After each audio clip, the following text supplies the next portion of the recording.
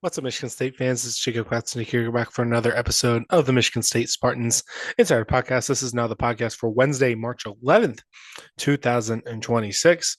Big Ten tournament coming up closer and closer now.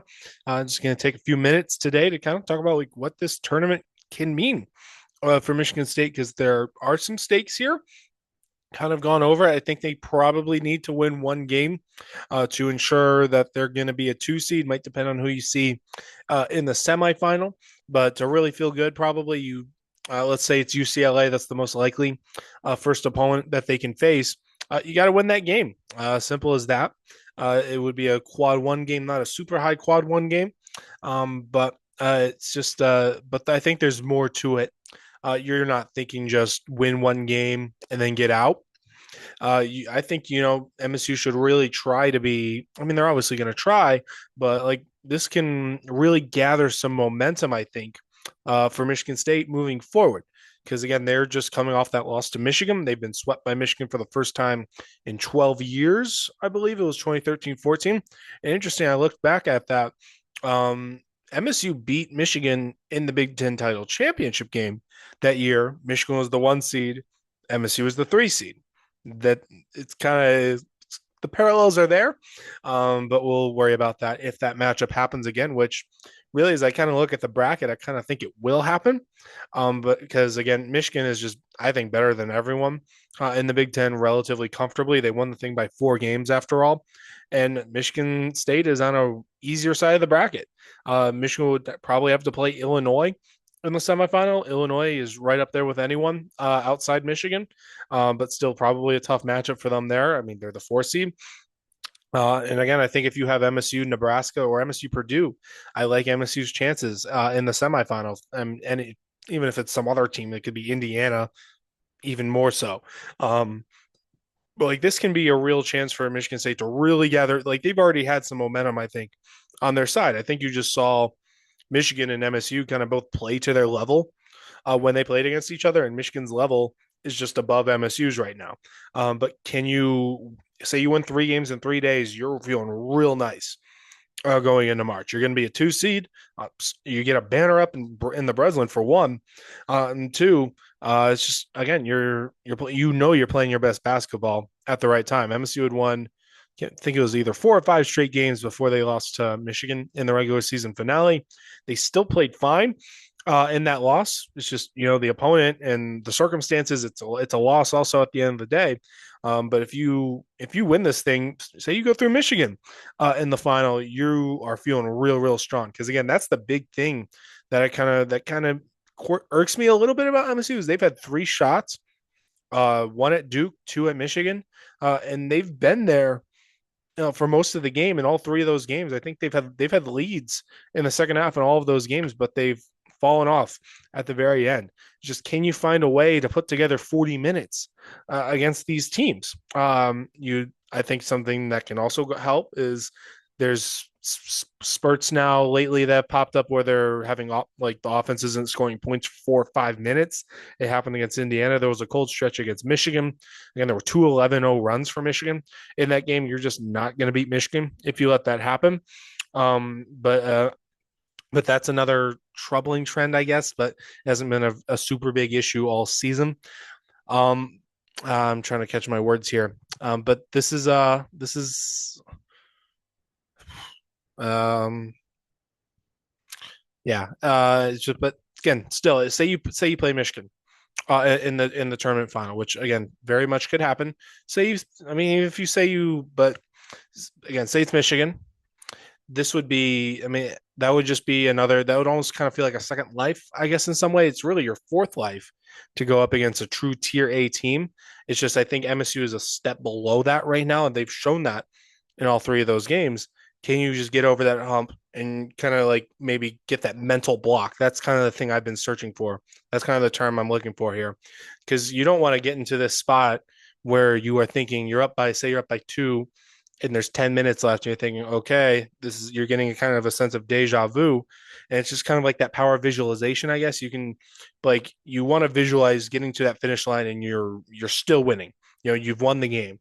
But when you've lost three games in this fashion where it's a close game, and you don't really know what's going to happen, but you're in this position where you truly can go win, but then the other team takes it away from you in the end, that can seep into your brain, and it's that can just have a mental shift in you. I guess moving forward to, I guess, as far as just the lineup goes, I think if it's Duke in the Elite Eight, they're probably going to get the East region. That's given off the projections that I've seen right now. I'm seeing more and more people have MSU in the East. You're probably going to see Duke in the Elite Eight if you get there. These are all ifs. So can you play 40? Like, how do you play 40 minutes? I think you kind of, and once you get to this point, I think you just have to have Jeremy Fears play 40 minutes. Uh, I just don't know if you can truly afford to put Denim Wojcik out there for even 4 minutes. Like, I think Fears is too valuable once you get into an Elite Eight, into maybe even a Sweet 16 situation, to take him off the court. I think you can give Wojcik some minutes against the 15 seed, maybe even against a 7 seed in the second round. But once you get to a truly, truly elite team, and there's only so many possessions, I think you got to have Fears on the court. Well, the whole time. Fears, I don't think we've seen Fears play 40 minutes in a regulation game. I think he's played more than that, like the Illinois game that went to overtime, the Rutgers game that went to overtime. He might have gone over that number. But I think that's something that they might have to consider asking out of him. I don't know if Fears is that well conditioned. Again, we haven't seen maybe what effect that might have on him truly at the end of a game. But in those overtime games against Illinois and Rutgers, he took that game over. He was hitting free throws again when he's exhausted.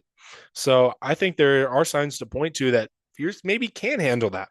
It would maybe be tougher in a situation where you play, 38, 39 minutes in a Sweet 16 game, say it's that, and then you play 40 in the Elite Eight. That might be tougher because there's only one day in between those games. There's only one day to prep. So that would be an interesting way to go at it. Again, just getting back to this Big Ten tournament, I think there's also that worry too. Izzo brought this up on Tuesday during his press conference. Like, you're worried you get to that game on Sunday, you get the bracket right after that game's over, and you could be playing Thursday on the road in Buffalo. Probably that's probably where they'll end up. Could be Philly, but Buffalo seems to be the city that's popping up the most right now too. But you could be playing. That's only 3 days in between to really prep for three opponents, because you're gonna have to focus on that 15 seed, but you also know there's like a 95% chance you're going to get past that team. And then you have a real challenge against the 7 seed, who might be a top 25 team, and then a 10 seed that can also really give you problems. You're playing good teams. So, but again, but that's kind of the worry for Fears, I guess, is you don't want to play him too many minutes because then the fatigue truly does take over. But I guess to some level, is a fatigue Jeremy Fears better than a fresh Denim Wojcik? Probably. And you got to just find a way to grit out these wins and not allow the momentum to swing the other direction. And really, I think the best solution right now is just keep Jeremy Fears in the game. So we'll see what happens there. But Big Ten tournament wise, again, I frankly, I am rooting for MSU Michigan to happen a third time. Like, who wouldn't want to see that game happen again? It's been a great rivalry. It's been a feisty rivalry. It's been two good games. It's just Michigan State has lost both of those games. So I think MSU could really use another third shot at them. Give them another game of experience against a team that'll be a 1 seed. Give them another shot to try to get over that hump. Because say you get there and it's like, say it's Illinois, you've beaten Illinois already. Illinois is not like a tier A national title contender. If Illinois made the Final Four, I wouldn't be stunned. But if they won the title, I'd be surprised. But if you play anyone but Michigan, it'd be almost slightly disappointing, you know. But if you get to that title game, I'm just making assumptions here.